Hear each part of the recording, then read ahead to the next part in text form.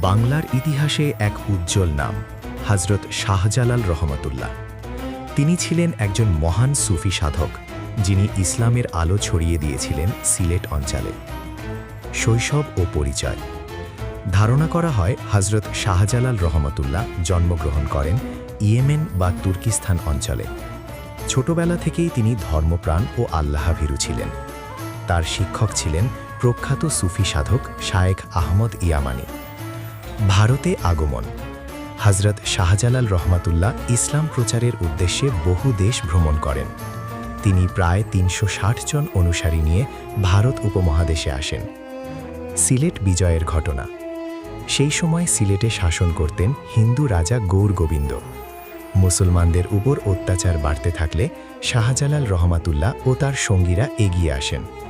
পরবর্তীতে মুসলিম সেনাপতি শামসুদ্দিন ফিরোজ শাহ এর নেতৃত্বে যুদ্ধ হয়। এই যুদ্ধে শাহজালাল রহমাতুল্লাহ এর আধ্যাত্মিক শক্তি ও সাহসিকতায় বিজয় অর্জিত হয়। ইসলাম প্রচার। বিজয়ের পর তিনি সিলেটে বসবাস শুরু করেন এবং ইসলামের শিক্ষা প্রচার করেন। তার আদর্শ ও আচরণে মানুষ মুগ্ধ হয়ে ইসলাম গ্রহণ করতে থাকে। মৃত্যু ও স্মৃতি। হযরত শাহজালাল রহমাতুল্লাহ ১৩৪৭ খ্রিস্টাব্দে ইন্তেকাল করেন। বর্তমানে তার মাজার সিলেটে অবস্থিত, যা হাজারো মানুষের জন্য পবিত্র স্থান। শেষ কথা।